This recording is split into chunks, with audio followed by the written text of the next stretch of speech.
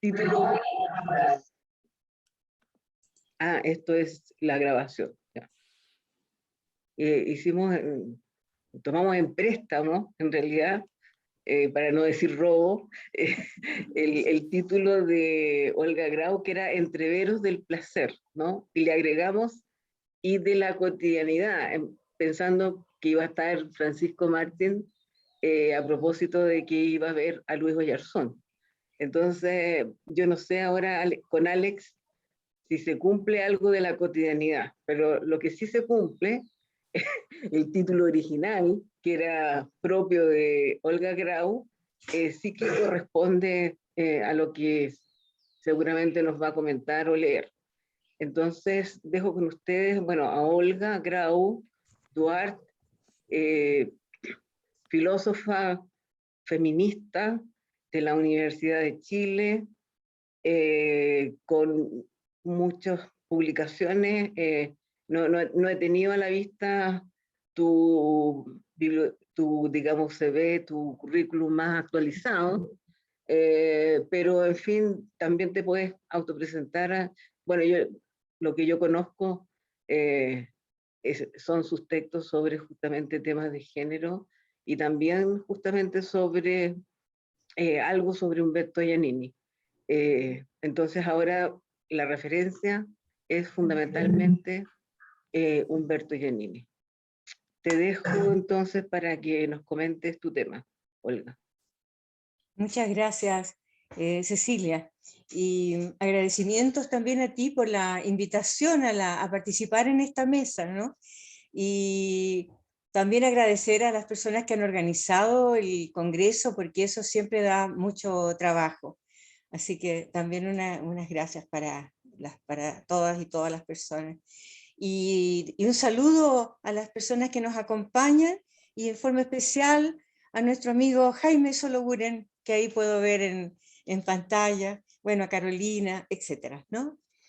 Bueno, este escrito que voy a presentar es parte de un trabajo más amplio, ¿no? Que está asociado a un proyecto Fondesit en el que estoy participando como coinvestigadora, que se llama Ontología Política del Placer, donde es investigadora responsable Valentina Bulo, ¿no?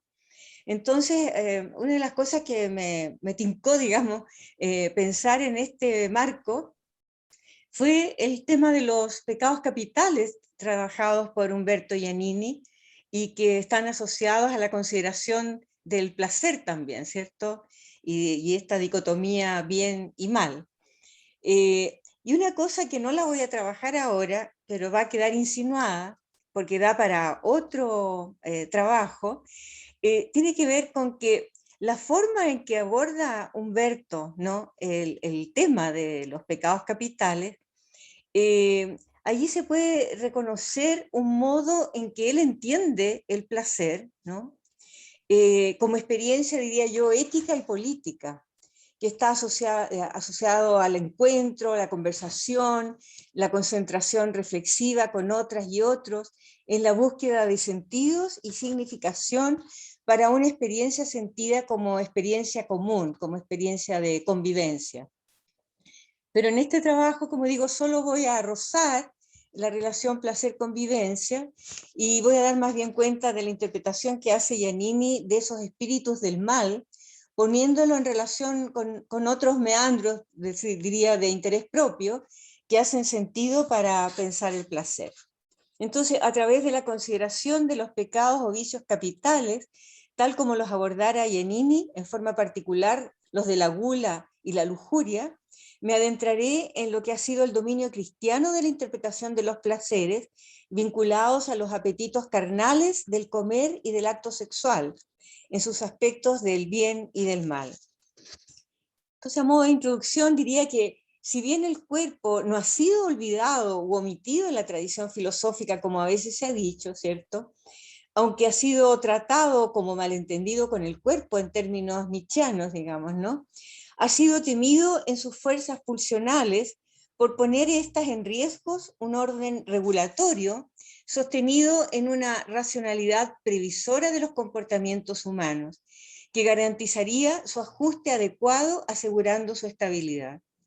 Todo exceso, toda transgresión a los límites de configuración del orden amenazaría no solo, ¿cierto?, al individuo, sino a la totalidad social.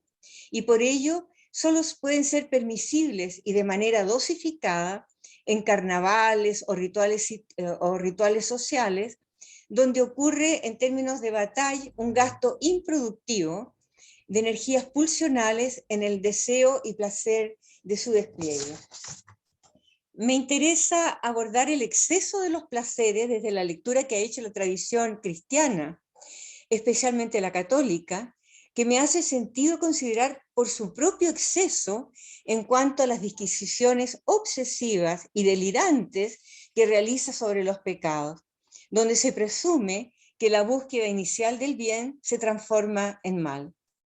En esa tradición, tal como lo recuerda Umberto Giannini, en el capítulo del espíritu de la avaricia, dice: al fondo de cualquier vicio hay una inclinación natural, buena y legítima.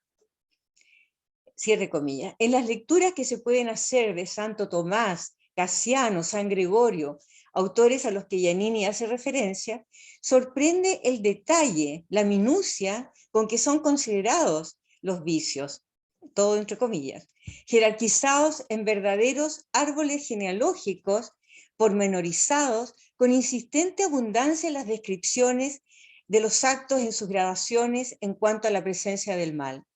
Causa cierta sorpresa y también hilaridad la construcción de un sistema tan coherente para su evitación, el que paradojalmente daría cuenta de la cuasi imposibilidad del bien por la condición de un concepto también muy de la tradición cristiana, la fragilidad humana. Acápite, del mal como descuido, como asalto ocasional. En el libro tercero del bien que se espera y del bien que se debe, Giannini presenta su conjunto de ensayos referidos a los 7 vicios capitales, así nombrados en la introducción. El que formen parte de esta obra, que a mi modo de ver es una obra fundamental de toda la producción de Giannini, los hace pensables a partir del problema de la experiencia moral, que es el centro de preocupación del libro y que hace interrogarnos acerca del mal. Los 7 vicios capitales serán entendidos por Giannini como modos, comillas, ¿no?, modos de significar y habitar el mundo que consideramos aún hoy defectivos. En otro lugar los nombra como modos de privación y en otro como modos errabundos de habitar la tierra. Giannini expresa, mirando el desarrollo que hace respecto de los vicios capitales, que salvo la soberbia, todos ellos representan modo de estar con los otros, a raíz de nuestras preocupaciones cotidianas en el mundo y de las transacciones que hacemos en común. Es allí donde dice, van surgiendo los modos defectivos de asociarnos a la vida común. De acuerdo con su desarrollo, podría decirse que el carácter defectivo proviene de los modos de alejamiento de la divinidad entendida como ligazón. Modos de alejamiento que sobredimensionados derivan en estos 7 vicios capitales de los que habla la tradición cristiana.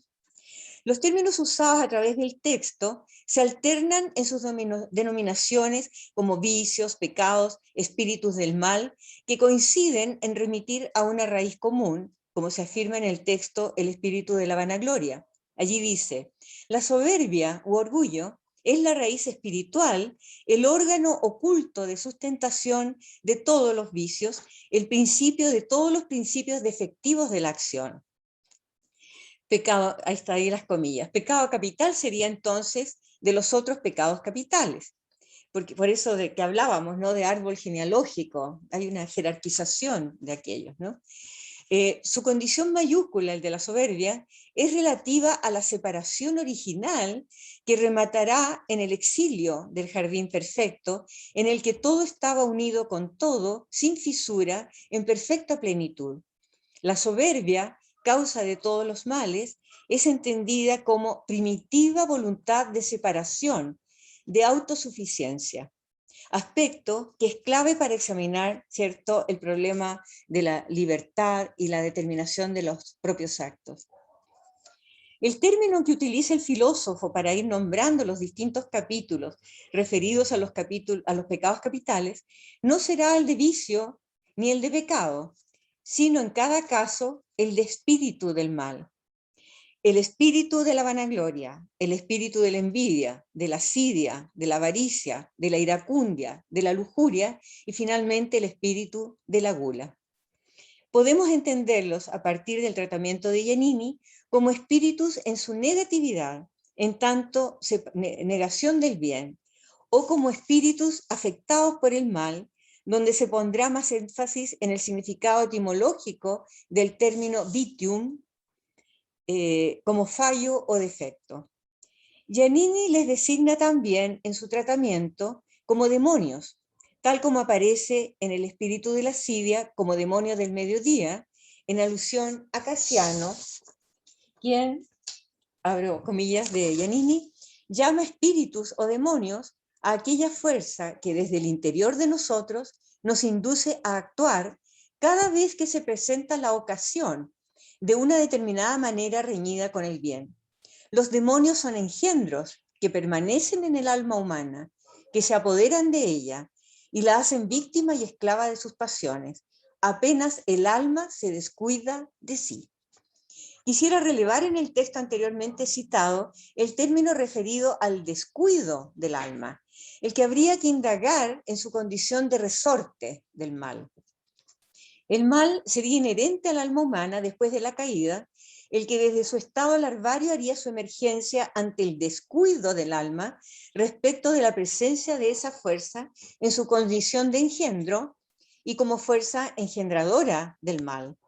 Un engendro que tiene una existencia permanente en el espíritu humano, un espíritu en el espíritu, se podría decir, que no se libra nunca de sus ímpetus pasionales, incluso el de su propia aniquilación. Habría una instigación, una inducción, pero que requiere de ocasiones propicias para tener lugar, como la de una cierta desatención o un olvido de esa fuerza, una desidia respecto de ella, en oposición a la templanza de un espíritu atento, cuidadoso, vigoroso en su fe, que no sería sino voluntad de no separación con su principio original. Pero la separación se realiza de manera permanente desde ese lugar frágil, expuesto y vulnerable. No hay escapatoria, entonces. Es la condición humana que solo la virtud o la santidad superarían en la recreación o restauración de la unidad de la ligazón con el principio superior. El máximo placer, podríamos decir, la alegría del alma. La presencia agazapada del mal es permanente, siempre acechante, a la espera de ese momento favorable para tomar forma. Pero también podría entenderse el mal, y esto ya es disquisición propia, como un excedente derivado de la propia omnipotencia creativa divina, algo que se escapa del plan divino, como Lucifer o los ángeles que le siguen, y luego los primeros humanos. Dios desde su omnipotencia genera el exceso, crea a imagen y semejanza no solo lo humano, sino también a los ángeles y a la naturaleza, dotándoles de poder y al mismo tiempo lo restringe con una ley en la forma de prohibición para los seres angelicales y humanos, que no pretendan tener su mismo poder. Pero no podrá dominar de manera plena el deseo de poder que ha insuflado en ellos, que no es sino manifestación y testimonio de esa potencia con la que ha sellado sus almas. Y parece haber dicho, sé grande, pero sintiéndote menor, desea, pero en la mesura. Ahora entro a los apetitos del comer y del sexo. El término apetito se utiliza principalmente en su relación con el deseo sexual y con el deseo de comer, y cuando estos son insaciables, se les asocia a un hierro de la tendencia natural del apetito. Los espíritus del mal, llamados carnales, son dos, la gula y la lujuria, que son los últimos tratados en el libro de Giannini, donde el cuerpo en su materialidad está fuertemente implicado, a diferencia de los otros llamados espirituales. Giannini aludirá a las consideraciones que hace Aristóteles y también Santo Tomás, que sigue el mismo argumento de Aristóteles, quienes establecen una relación de precedencia y continuidad entre el apetito de comer y el apetito sexual, en los términos de Giannini.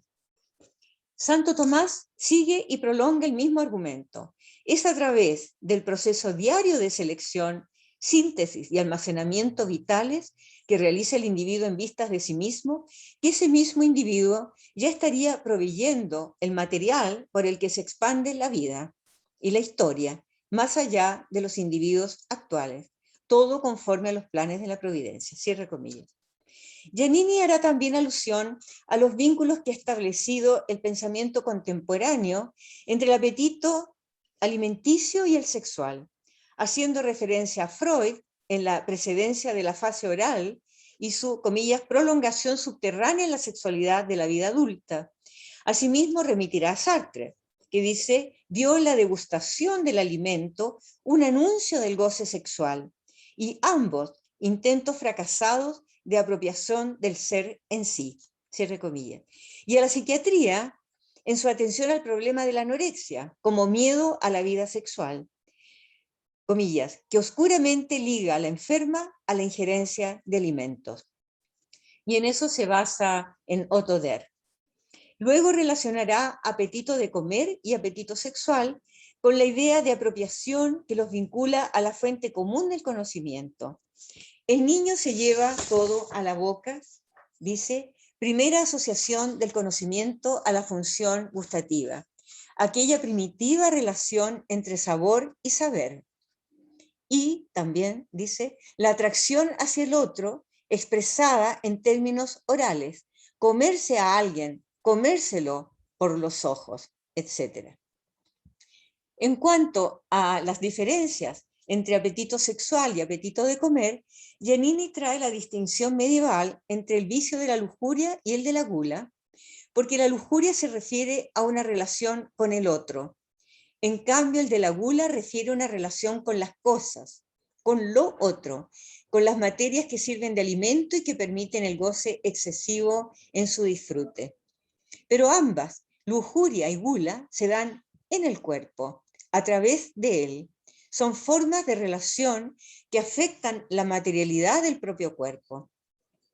La gula y la lujuria están vinculados estrechamente con la búsqueda de placeres corporales en los que se da un ir más allá del cumplimiento de la necesidad. No queda asociado el vicio a la necesidad corporal, sino a un imaginario de desmesura, en que ese fuera de medida del deseo causa y gatilla el placer asociado al mal, ese desear con avidez, omnipotentemente. El placer podría ser benéfico asociado al bien, al no olvido del límite, como promesa de vinculación, o maléfico asociado al mal, como pérdida de la unidad. Ahora, el espíritu de la gula. Un epígrafe. No nos hartemos y acumulemos de todo mucho. Eso está en Gargantúa de Pantagruel, que me sirvió de contrapunto, pero de eso no lo voy a abordar acá por el tiempo, ¿no? Giannini, en su consideración del espíritu de la gula, recuerda a Santo Tomás. Santo Tomás repite y examina una aguda clasificación de las formas de este vicio que había hecho San Gregorio. Y muestra, dice, que hay una gula estética, selectiva, el arte de la buena mesa, que reconoce los sabores en sus más variados y finos matices, experta en combinarlos de mil maneras, que ya se goza en el puro imaginar y describir lujuriosamente cada fórmula de preparación y adobo, y en conocer y recomendar cada lugar en que se elaboran y se ofrecen las especialidades preferidas, los placeres del sibarita. Y por tales deleites dejará los negocios, venderá su progenitura por un plato de lentejas, dejará a su amada o amado esperando en su lecho, como en un cuento de Decamerón. Irá marginando, y aquí recalco, irá marginando de su pensamiento cualquier otro vínculo al mundo y sus cualidades, valores, que no sea este, al que se accede por el paladar. Y aquí está el problema entonces, hasta ahí las comillas, aquí está el problema entonces de marginar del espíritu cualquier otro vínculo con el mundo, una reducción de vínculos en el olvido del vínculo primario de unión con el mundo en su totalidad, divinamente. Giannini utiliza el término de desdibujamiento del impulso en la gula, como ocurriría también en el de la lujuria, que no es difuminación, sino su desvío respecto de su sentido benéfico, concebido como fin final. Y la gula, dice Giannini, parecía al medioevo la más grotesca e irracional inversión de valores. Por eso, este vicio es el más prolífico en cuanto a los pecados que nacen de él, porque cuando se llega a tal transmutación de valores, todo es posible. Cierre comillas. Y ahora paso al deseo y placer sexual. Para Giannini, la historicidad de la vida humana, de acuerdo con el pensamiento cristiano del medioevo, algo desconocido en el mundo antiguo, nos dice, pasa también por la sexualidad como su condición ineludible. Veamos ahora cómo se da en la sexualidad el bien desviado de su fin, el apetito sexual natural que conduce a esa desviación al vicio o espíritu del mal de la lujuria. Dice Giannini, lujuria es el mal que proviene de un apetito, tal vez el más fuerte y decisivo para la vida, en que el otro es el objeto y a la vez fin final de la apetencia. Cierre comillas.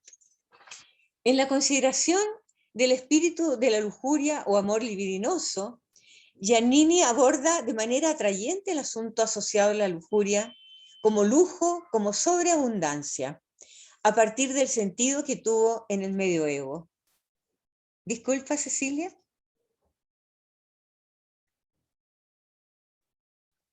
Cinco minutos. Ya, perfecto.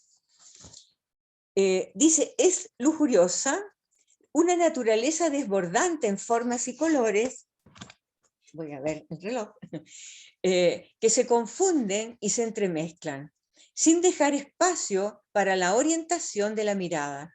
Es lujurioso el orador que se engolosina con cada palabra, con olvido total de la realidad que está nombrando.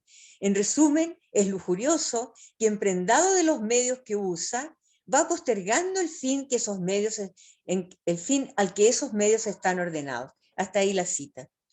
Como ya se ha establecido, el vicio en el cristianismo se relaciona con el exceso que, además del sentido de intemperancia o demasía, tiene la connotación de la separación y del apartamiento natural de algo, del dislocamiento, diría Giannini. Él ve un problema en la ambigüedad de los significados relativos al exceso y afirma que, comillas, exceso no significa exclusiva y esencialmente demasía, y esto es lo que nos autoriza a presentar la lujuria de otro modo de cómo la tradición clásica definía la intemperancia. Cierre comillas. En el caso de la lujuria sería un exceso de deseo de unión con el otro, a riesgo de destruirlo o amenazarlo en su mismidad. A la base de la lujuria está el buen deseo, el bien de unificarse a través de la vinculación con el otro, con el universo mismo. ¿Dónde ocurriría la desviación? Tal vez podríamos decir en un exceso de deseo de otro que se espera pueda colmar un vacío. El deseo de quien traspasa los límites de la voluntad inclinada al bien y que se concentra egoístamente en una existencia que se cierra sobre sí misma. El a través se pervierte, el movimiento mismo se desvía de su natural tendencia, de su esencia divina, estar en armonía y unificadamente con el universo. La lujuria, entonces, el exceso de deseo de encuentro que se da más allá de la consideración de todo límite en relación con un otro. Podríamos decir que la lujuria es indiferente al otro, de tal modo que todos los otros u otras pueden llegar a ser sentidas, equivalentes e idénticos o idénticas para esa sexualidad ciega y desbordada. Y me gustaría ahí hacer una alusión a ese concepto de las idénticas que trabaja Celia Amorós, ¿no? La feminista española, en que las mujeres seríamos intercambiables desde ese deseo, ¿cierto?, masculinizado, ¿no? En el cristianismo el deseo mismo se ha puesto en entredicho al quedar asociado al placer, y para ahondar en esto se pueden tener en cuenta algunos textos del excesivo, diría, corpus discursivo cristiano católico, para hacer referencia a la inquietante afirmación de que en el acto sexual no se debe tener placer y que se debe eximir del acto sexual cualquier deleite. Hay un libro muy interesante de Uta Ranke, que es una teóloga, ¿no? Que escribió el libro Eunucus por el reino de los cielos, Iglesia Católica y Sexualidad. Y me referiría especialmente al capítulo del abrazo reservado, que es una locura, ¿no? Realmente da mucha risa el capítulo, porque es una receta para unas relaciones conyugales exentas de pecado. O sea, la iglesia también entra a la alcoba, ¿no? Para regular aquellas prácticas sexuales no reproductivas, ¿no? Entonces, bueno, y ahí podríamos hacer muchas relaciones con la cantidad de hijos que tienen ciertas parejas, ¿no? Muy asociadas a la UDI o a un catolicismo muy riguroso, ¿no? Entonces, aquí en este capítulo nos encontramos con afirmaciones e insensatas discusiones, ¿no? Y una de estas es el mayor sometimiento, el mayor cuestionamiento al placer femenino y la reducción de la sexualidad a la dominancia heterosexual que se ha problematizado radicalmente desde la consideración feminista del deseo y el placer sexual en su fisonomía múltiple, de lo cual podemos en otro momento hablar. Entonces, acá interesa, ¿no? Espiar esas situaciones que se describen en este discurso teológico o pseudo-teológico, como dirá Ranke, ¿no? Como atentatorias contra determinados principios y que refieren a esa conyugalidad vigilada, digamos, ¿no? Y una cosa que Ranke apunta, ¿no? Porque hay el abrazo reservado, no sé si ustedes saben, pero es la alternativa que se propone al coitus interruptus, ¿no? Para que no haya reproducción y que se consideraba pecado. Entonces el abrazo reservado no lo es si el marido el abrazo reservado no lo es si el marido se retira y no expulsa semen fuera de la vagina de su mujer. Único lugar permitido en función de la reproducción. Si se derrama, experimentará placer y eso constituye pecado. O sea, no debe haber eyaculación, porque eso ya es placer, ¿no? O sea, el retiro tiene que ser muy racional, ¿no?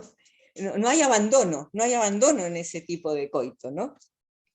Entonces, Ranke apunta a lo siguiente, dice que en opinión de Uguccio, solo el abrazo reservado está verdaderamente libre de pecado, pues solo él sucede sin sensación de placer, y no piensa para nada en la mujer, ¿no?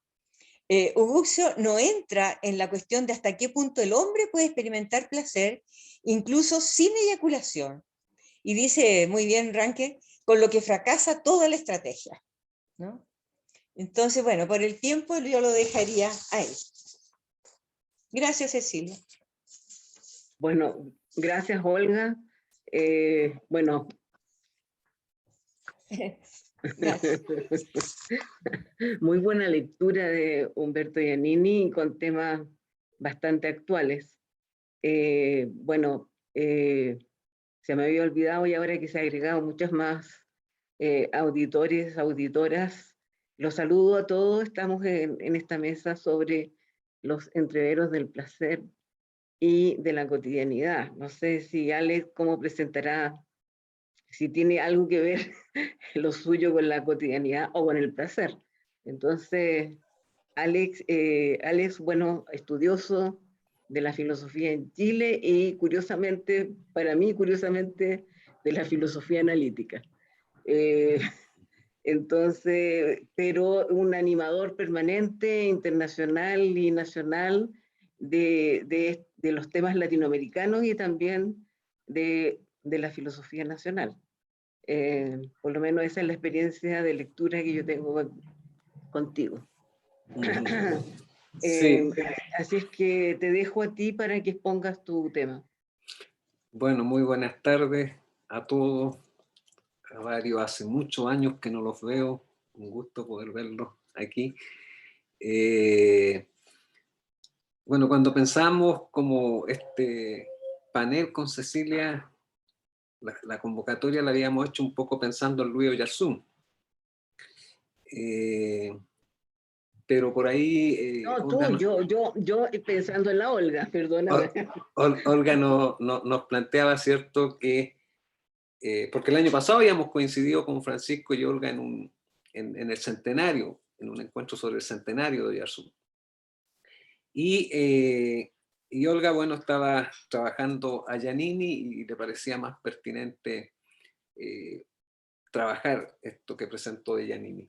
Y Francisco, que hoy día no nos puede acompañar por su problema familiar, iba a trabajar el diario de Oyarzún, y ante eso yo me quería permitir la posibilidad de abordar parte que no he abordado en otras oportunidades de la obra de Ribano, como para haber tenido un panorama, dado que me enteré que Francisco no estaba, no iba a estar, no quise dejar de lado a Luis Oyarzún. Entonces, voy a hacer una presentación no tan pretenciosa, pero en donde podamos ver algunas cosas de estos dos autores. Y lo titulé, para seguir un poco este título que nos adueñamos de la propuesta de la exposición de Olga, lo titulé La seducción del paisaje y el amor a lo popular. Voy a hacer una introducción y después voy a abordar algunas cosas muy breves de los dos autores. En la filosofía que se hace en Chile hay una suerte de creencia que supone un consenso disciplinario y disciplinado. Sin embargo, esto no es más que un aparente supuesto. Por otra parte, no estoy tan seguro sobre la necesidad de tener un consenso en aquello que entendemos por filosofía. Además, pienso que la declaración engañosa de un consenso es confusa y peligrosa. Por esta razón, no comparto el acuerdo de que la filosofía debe estar determinada por el universalismo, dado que este ha sido la causa de una imposición ilegítima que ha determinado la situación privilegiada de una concepción filosófica sobre las otras. Esto lo planteo a modo de una introducción problematizadora. Debilitar una posición estricta sobre el universalismo filosófico debiera abrirnos la posibilidad para aceptar la cuestión del contexto histórico y político, o tal vez geopolítico, hacia una filosofía situada. Esta vía me parece más relevante para una revisión sobre la filosofía hecha en Chile. No atenderé a la pregunta, a veces tan socrática, sobre qué es la filosofía chilena, si es que se plantea desde la ignorancia que no es inocente. Las preguntas muchas veces suelen estar en conveniencia con los prejuicios propios de los dogmas. Esto último, por cierto, tiene que ver poco con la filosofía y es más propio de las ideologías.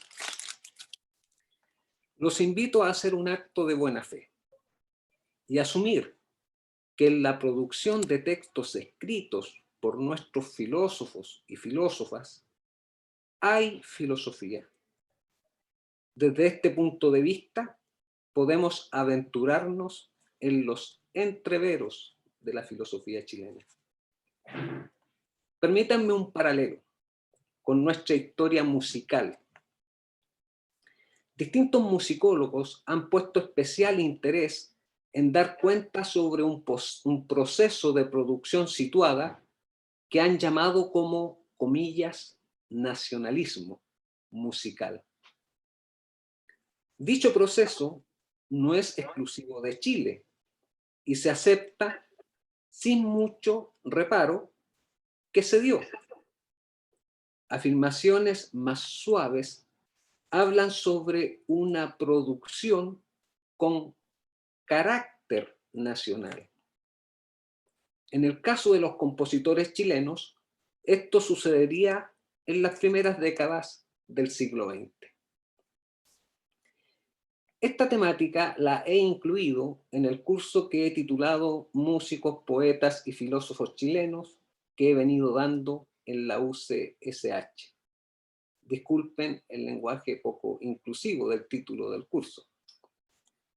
Siguiendo a estos distintos musicólogos, especialmente al austríaco Kurt Pahlen, a quien le podemos atribuir la inclusión de los compositores americanos y por tanto también chilenos a la historia universal de la música, habría que considerar dos criterios para clasificar y ordenar estas producciones. Una sería la inclusión de lo popular y la otra la inclusión de lo indígena. En relación a lo popular, fueron muy relevantes las figuras de Pedro Humberto Allende, María Luisa Sepúlveda, y en lo indígena, Carlos Izamitl. Consigno que tanto Allende como Izamitl fueron valorados por la Mistral. En el desarrollo del curso he ido postulando que es pertinente incluir un tercer criterio que sería el paisaje. Aquí destacaría a Acario Cotapos. Considero que estos criterios nos podrían ayudar para ordenar nuestro canon filosófico.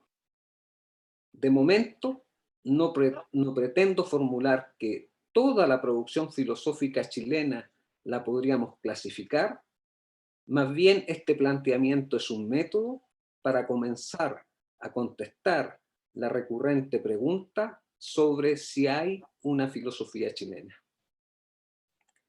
Tomaré dos autores, que cualquiera de nosotros los podría aceptar como filósofos chilenos, ambos con un reconocimiento en la academia y con un reconocimiento como productores de textos o escritores. Ambos recordados también como formadores del señero Instituto Pedagógico de la Universidad de Chile y en centros universitarios de Valdivia y Concepción. Esta presentación no pretende ser exhaustiva, la economía del tiempo solo me permite una insinuación. El filósofo del paisaje. Quienes conozcan lo más difundido de la escritura de Luis Oyarzún, con razón recordarán el diario, y algunos más pensarán en Defensa de la Tierra. Sin embargo, quiero mencionar un breve texto titulado Resumen de Chile, que aparece en el libro Temas de la Cultura Chilena del año 1967. Así es el comienzo de este texto, lo cito, dice Oyarzún.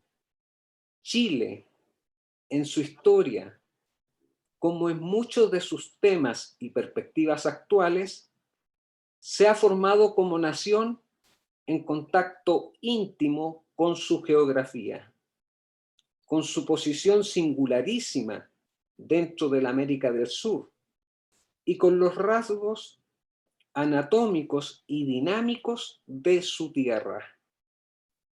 Desiertos, estrechos valles, un largo llano central, con benignidad relativa del clima, archipiélagos y rigores catastróficos de la conducta geológica.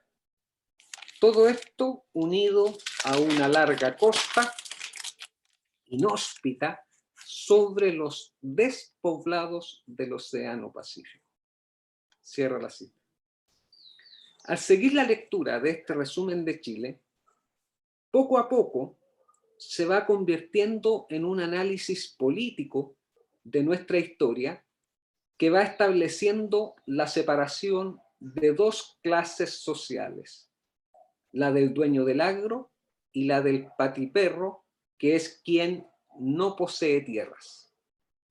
Dice Oyarzún, es curioso ver cómo esta dicotomía de tipos humanos, el guaso y el rotoandariego, haya expresiones significativas en la historia social. Cierra la cita.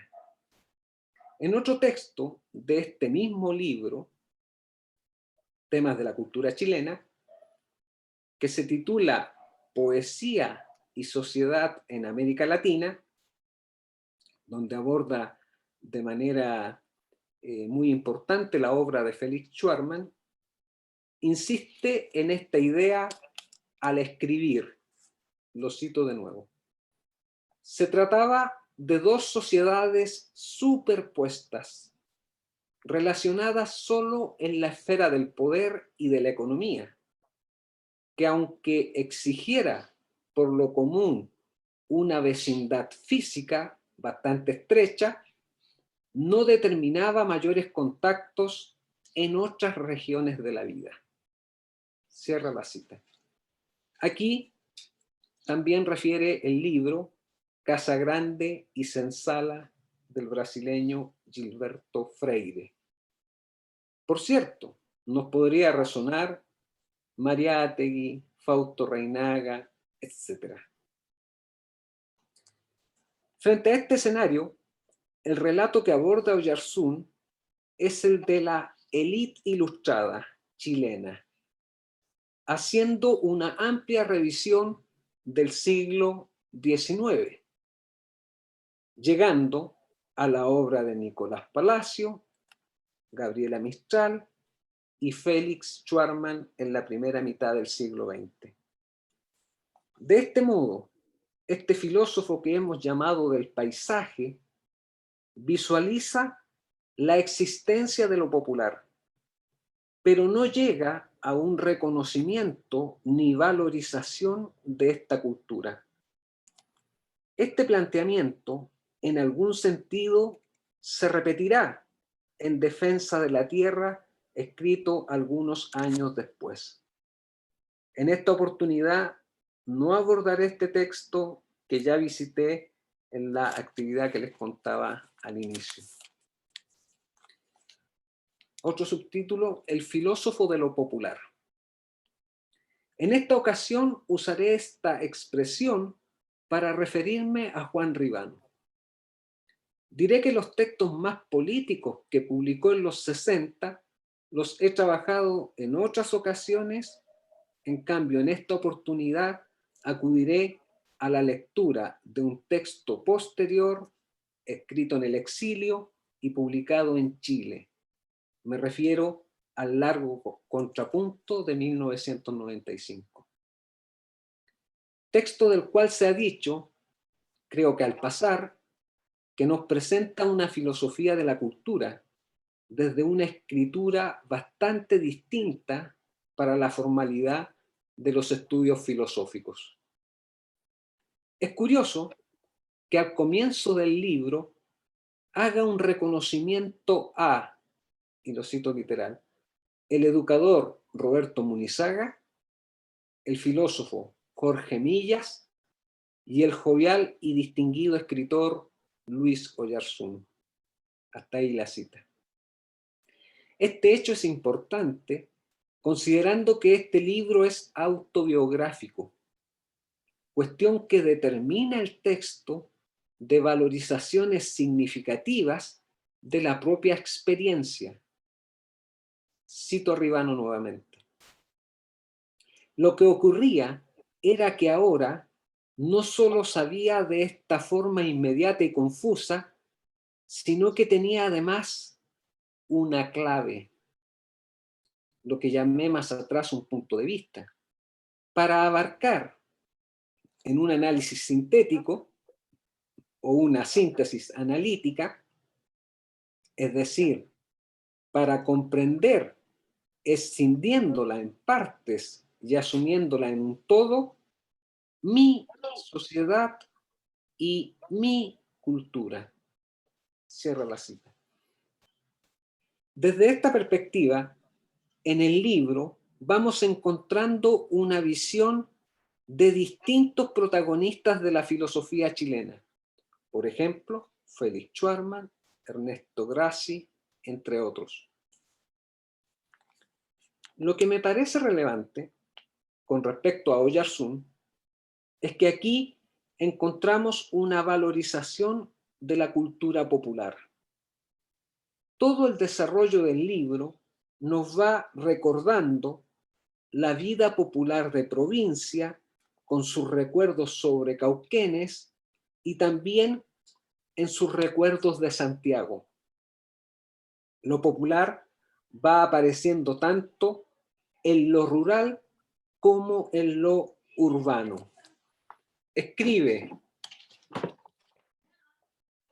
literal también, el Zanjón de la Guada era, pero no aparecía todavía, Bradley no aparecía. Eso es lo que quiero decir. Y yo vagaba sujetando mis lágrimas por Avenida Recoleta y Avenida de la Paz, por los patios del manicomio, rebasante de locos, por los pasajes oscuros del cementerio católico, donde dormían mis muertos, por las aceras del Mapocho, entre los cargadores de La Vega, y mis madres desdentadas. Vagaba y vagaba, mirando sin ver. Me parecía, por culpa de Platón, que había que ir a otra parte, que había que subir por pedregoso sendero hacia lo alto para descubrir cómo estaban ligadas las cosas. La relación con el texto de Oyarzún es esa apreciación de un Chile dividido en dos clases que generan, en el caso de Ribano, también dos relatos. Estos dos relatos aparecerán en las figuras de los payadores don Javier de la Rosa y el mulato Taguada. Así casi al comienzo del libro señala sobre esta tradición popular. No puedo evocar con precisión las circunstancias de la mañana en que por primera vez escuché la historia del mulato Taguada y don Javier de la Rosa. Hace tanto tiempo, unos 11 años tendría en ese entonces. Cierro la cita. La contienda entre estos dos payadores se va presentando en todos los recuerdos que Ribano nos va mostrando.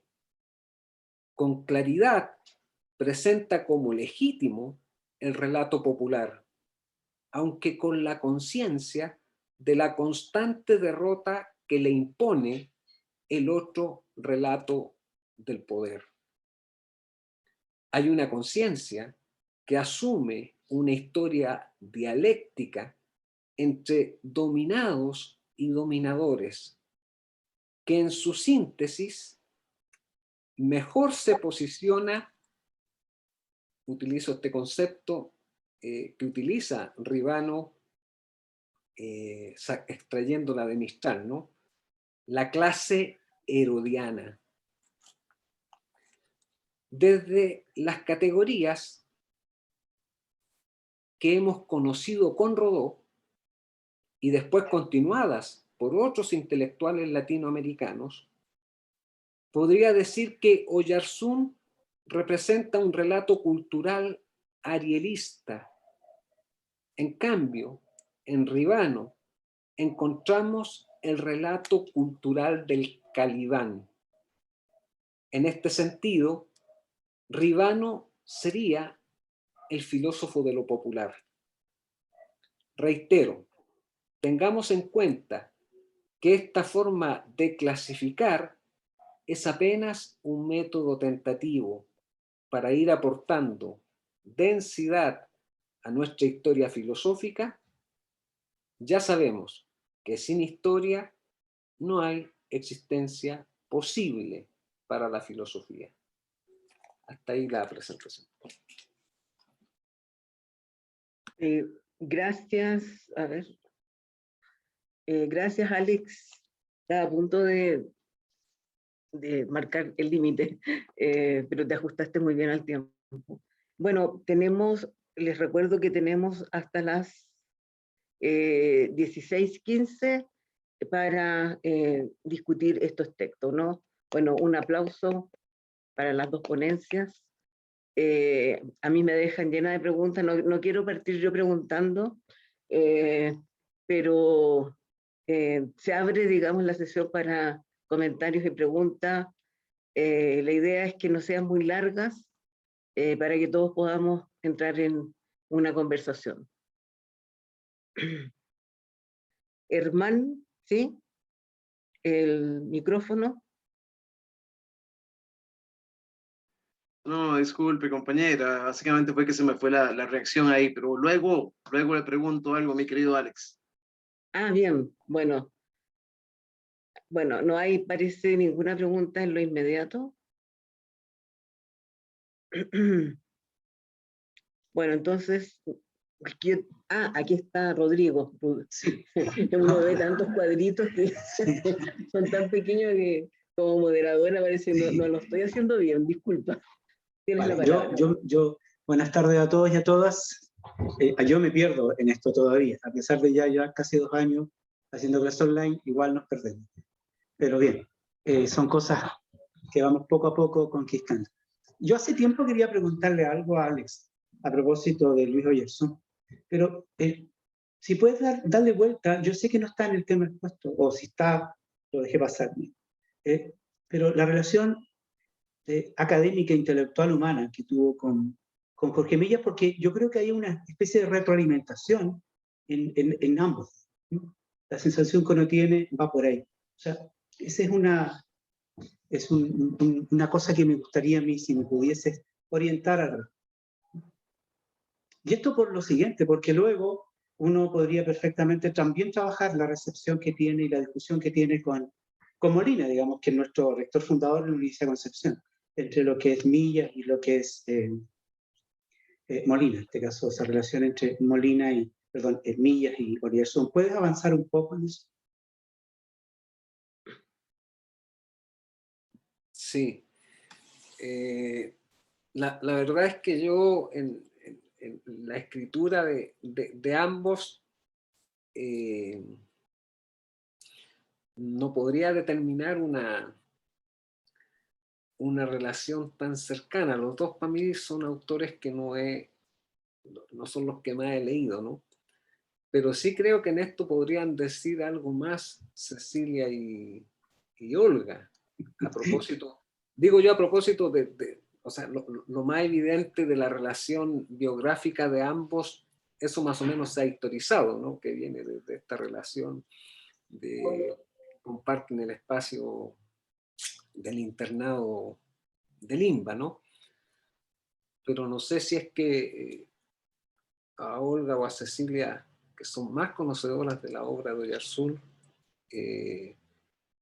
lo que dije yo de temas de la cultura chilena, por ejemplo, ahora son recuerdos de unas clases que asistí de Cecilia hace mucho tiempo atrás, en un curso que daba con Max Colodro, que ahí abordaron temas de la cultura chilena, ¿no? Ahí conocí este texto. Y bueno, y Olga tiene una tesis sobre Oyarzún. No sé si... No sé si Cecilia primero. No, Olga, ustedes son los expositores. Ah. Después yo puedo decir algo pequeño. Bueno, sí, con respecto a la pregunta, hay una relación de amistad que es muy importante en lo que significa el imaginario de Oyarzún, porque ahí yo haría también una relación política con relación a lo que decía Alex, porque la amistad tiene también un sentido político por la condición de vínculos, ¿no?, que se pueden establecer con otras y otros, ¿no?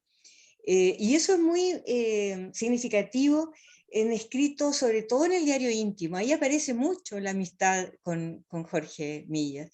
y referencias también a su pensamiento, pero no hay algo, por lo menos que yo sepa, algo así sistemático de referencia a su obra, ¿no? Sino que es más bien alusivo en muchas ocasiones. Y ahí a lo mejor Cecilia tiene otra apreciación. Claro, mira, Herman, ¿tú querías decir algo? El micrófono. Luego tal vez de la respuesta que espero de ustedes, directamente a Alex sobre el concepto de pueblo. Entonces me espero un segundo para escucharlos mejor y ya intervengo. Claro, bueno, como mi respuesta va a ser corta, quizás este tema lo desarrolle un poquito más mañana, hablando de Carla Córdoba, porque, digamos, la época donde coinciden o conviven Luis Oyarzún y Jorge Milla, además es una época simbólicamente y cronológicamente muy importante para la filosofía, porque ellos vienen son la primera promoción del curso para profesor de filosofía de Estado, ¿no? Digamos, Luis Oyarzún, Carla Córdoba, Millas, en general son de esta primera promoción, pero sus pensamientos divergen, ¿no? Ahora, mi tesis fuerte, y en esto he tenido discusiones con Max, que publicó el libro sobre Jorge Figueroa. Milla, Max Figueroa, claro. En relación a que, en mi opinión, humilde opinión, si bien tienen este tronco común, esta idea de compartir lecturas desde la infancia, sin embargo, si uno lee los libros, Resumen de Chile y la idea de individualidad en Jorge Milla, hay una divergencia, ¿no? Y de hecho yo veo a Jorge Millas como los primeros rasgos de una filosofía más profesional, cuando distingue entre el curioso y el estudioso, ¿no? Y él habla muy mal de los curiosos de la filosofía, y no es el caso, por ejemplo, de Luis Oyarzún, ¿no? Luis Oyarzún, sus materiales para escribir son diversos. Entonces, en ese sentido, ¿cuál es la relación? Yo creo que de amistad política coinciden en muchas cosas, pero sin embargo yo creo que son divergentes, ¿no? Yo veo más a Milla, por lo menos en esa etapa, más cerca del guaso, en esas categorías alegóricas que inventó Yerson, el guaso y el roto eran, ¿no? El guaso y el roto chileno, pero el roto, no el roto simplemente, sino el que viaja, ¿no? El patiperro, que es una idea que se le ocurrió a Lastarria, que los chilenos cuando salían de Chile eran mejores que cuando estaban en Chile, ¿no? Entonces, claro, y luego Yarzún divide todo con estas categorías. Entonces, yo no estoy de acuerdo con Alex en que sea tan arielista Luis Oyarzún. Ayer justamente leí un texto de Javier Pinedo, donde dice, así como hay intelectuales, todo esto antes del periodo de la OP, digamos en los momentos iniciales de la OP, críticos, o sea, a favor, digamos, de un cierto progresismo de carácter marxista, hay toda una serie de intelectuales como Oyarzún, Milla, que no siendo conservadores, son tan críticos de la élite como del pueblo. Ahora, esto para poner también en contexto lo que está pasando hoy día. Hoy día somos muy críticos de la élite, pero se nos está escapando la categoría pueblo. Y entonces, pero sin embargo, lo que dice Javier Pinedo es que ellos eran tremendamente críticos con el pueblo, con lo que significaba ser pueblo, el grupo. Pero en el caso de Oyarzún, yo lo veo bastante cerca, bueno, muy cercano a Dilde, y entonces habla del clima y todo eso, pero yo lo veo más bien más cerca digamos, de una crítica moral, que es previa a la filosofía, no sé. Hay una serie de cuestiones que las tengo en un texto que sería un poco largo de explicar, quizás mañana puedo explicarlo un poquito mejor. Bueno, esto igual tengo preguntas para Olga Grau, pero como estamos en Oyarzún, no sé si hay alguna otra pregunta justamente sobre a Alex y sobre Luz Oyarzún. No sé si es satisfactoria la respuesta, Rodrigo. Sí, yo creo que eso hay que aproximarse un poquito más, hay que tratar de velar qué otras cosas hay. Bueno, pero estamos ingresando en este proceso.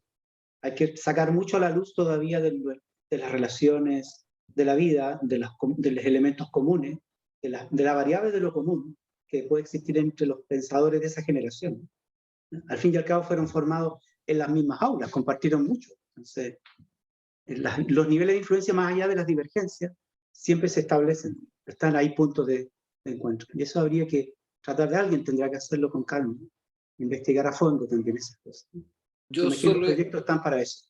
yo solo quería acotar como la centralidad que al ver estos autores se me ha ido apareciendo de Gabriela Mistral. La gran centralidad que tiene en estos Sí. momentos la escritura de Gabriela Mistral en pensadores tan distintos como los vemos que son Oyarzún, Millas y Ribano, para buscar estos elementos comunes, ¿no? Solo eso que se me vino a la cabeza ahora. Bueno, yo que, ¿sí? Tal vez ahora sí podría consultarle algo a Alex. Muy bien. Buenas tardes, compañeros. Allá a la distancia, casi 8.000 kilómetros. Es muy interesante lo que ha señalado Alex, porque si bien formamos parte de una misma región y el sistema mundo, el desarrollo de una filosofía situada lleva a distintas lecturas y posee distintas implicaciones. Y justamente dentro de esto que nos ha expuesto Alex está el concepto de pueblo, que en el caso de la realidad en esta parte, en Centroamérica, es totalmente multiétnico, extraordinariamente multiétnico. Se ha dado un abordaje que es más bien peyorativo del pueblo, que es más bien elítico, más bien folclórico de esa diversidad, que se trata de ocultar definitivamente. Y esto me lleva a preguntar, entonces, a Alex, si ese concepto de pueblo que hablas en la filosofía chilena es reivindicativo o más bien es elítico del pueblo, de lo popular, que es contrario efectivamente a lo que se ha desarrollado en este país. Sí, en este caso antagónico en que Ribano señala los dos relatos del don Javier de la Rosa, que el dueño del agro, y este otro, el mulato Taguada, que vendría a ser el patiperro, ¿no? En las categorías de Oyarzún, Ribano está cercano a este pueblo, ¿no? En ese sentido sería un calibán. En el caso de Oyarzún, creo yo que es más, cuesta verlo con mayor claridad. Justamente hay textos de Oyarzún, no en el que trabajé, pero en otros textos de Oyarzún, donde tiene visiones bien sesgadas acerca, por ejemplo, de lo que podríamos llamar la clase popular, sobre todo con la indígena.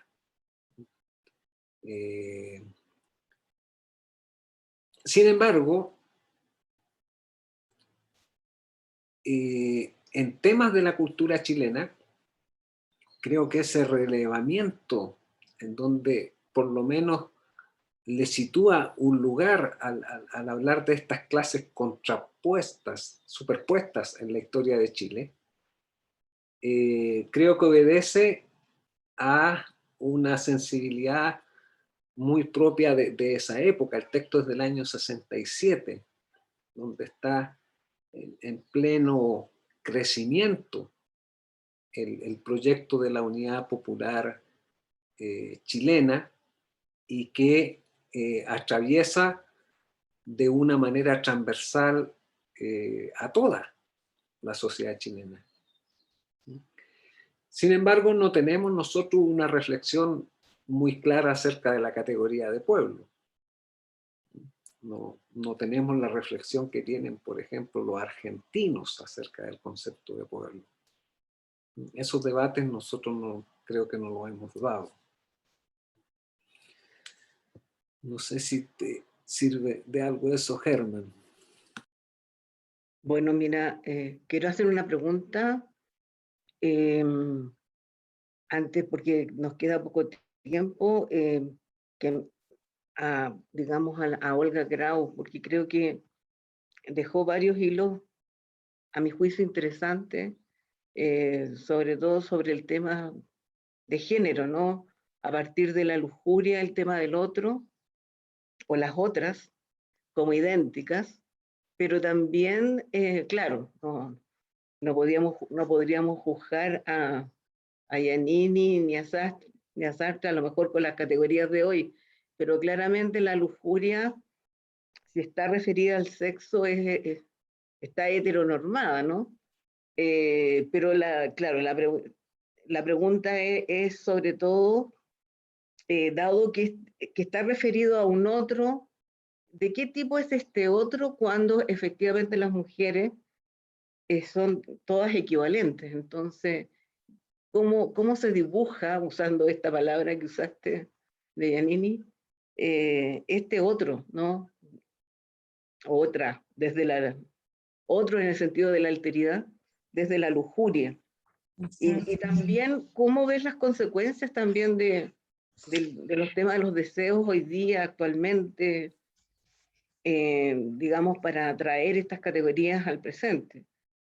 Y por último, en el caso de Alex, iba a hacer un juicio también, porque cuando hablas de Ribano, Ribano escribe ese diario en el exilio, me parece, ¿no? Entonces yo creo que es bien importante el exilio para referirse justamente a lo recordado de manera nostálgica, porque hay una lectura muy semejante que hace Julio Ramos de Martí, ¿no? Cuando Martí escribe versos sencillos que se refiere al lenguaje popular, también ahí hay una añoranza de lo popular, pero lo que marca esa relación con lo popular es la distancia. Entonces no habría que ponerle esa clave, ese pliegue a Ribano, porque no sé si es tan inmediata su relación con lo popular antes, ¿no? Habría que ver qué pasa antes del exilio, ¿no? Esa sería, no sé qué te parece lo que este comentario. Eso. Bueno, Olga. Ya, parto entonces. Bueno, es cierto, como sabemos, ¿cierto? Las elaboraciones son siempre situadas y están elaboradas, ¿no? Desde contextos muy particulares.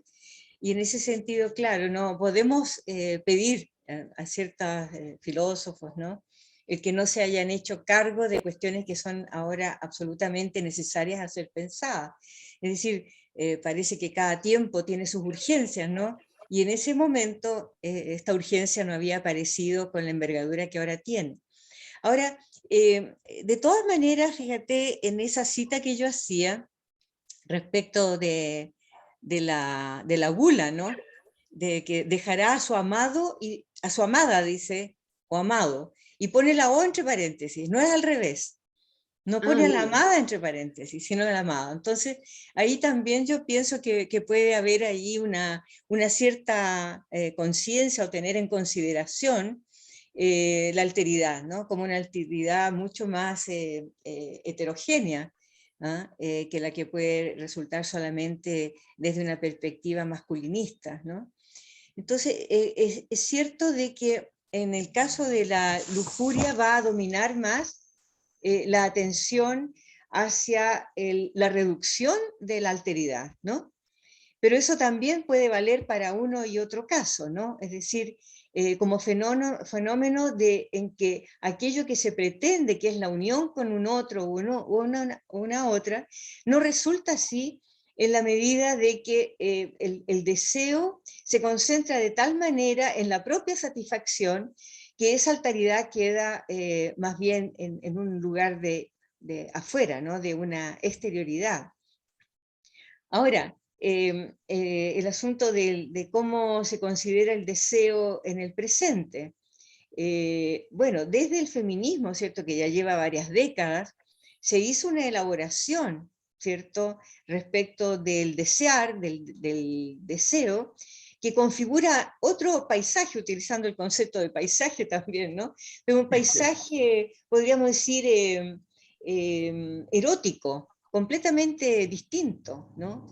En la medida que se pone allí como se pone una atención especial en lo que significa también el deseo de las mujeres, ¿no?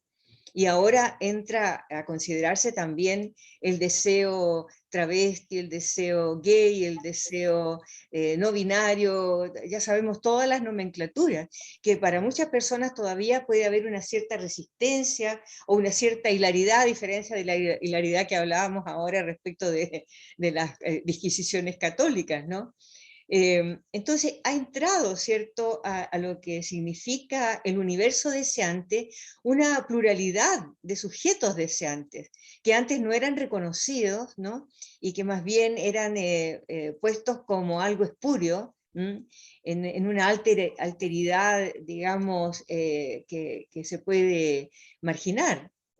Entonces, en ese sentido, yo creo que cualquier reflexión actual del deseo tiene que hacerse de alguna manera cargo de esa multifacetidad, ¿no?, que tiene la construcción subjetiva de los deseos.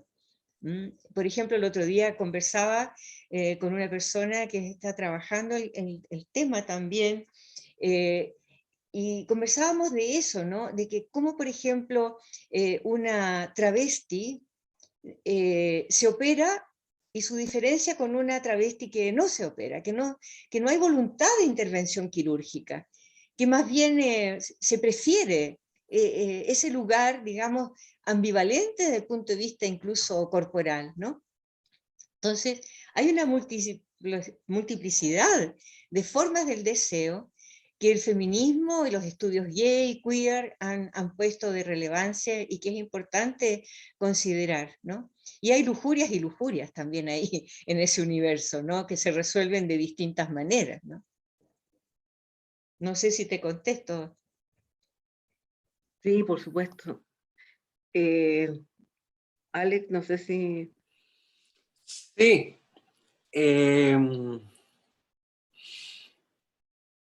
Claro, el texto de Ribano es del exilio, pero es un texto autobiográfico, ¿no? Entonces es donde él recurre a su propia experiencia popular con el mundo rural de Cauquenes, el manejo de dichos del habla chilena que tiene Ribano es impresionante, de la cultura popular, y después su paso, digamos, por Santiago mientras es estudiante en el Instituto Pedagógico está ligado siempre a ese barrio popular de Recoleta, de la Chimba principalmente. Entonces, hay una pertenencia que podríamos decir, a mi modo de ver, propia de Ribano con el mundo popular. Creo que antes de esto uno podría encontrarlo, esta temática en otros registros, por ejemplo en sus textos políticos de los años 60, pero en otro registro totalmente distinto de escritura, porque son de textos que podríamos decir críticos, tal vez ideológicos, ¿ya? Estoy pensando en el punto de vista de la miseria, cultura de la servidumbre, ¿ya? Pero quizás donde más aparece creo que es en un artículo que está en Mapocho y que es cuando le hace esa encendida crítica a Ernesto Gracia acerca de la ausencia de mundo que observaba Gracia en América. Creo que ese texto, que es un texto breve, un pequeño artículo, es muy importante en la obra de Ribano ese texto. Eso podría como aventurar, y si queda tiempo también me gustaría preguntarle algo a Olga.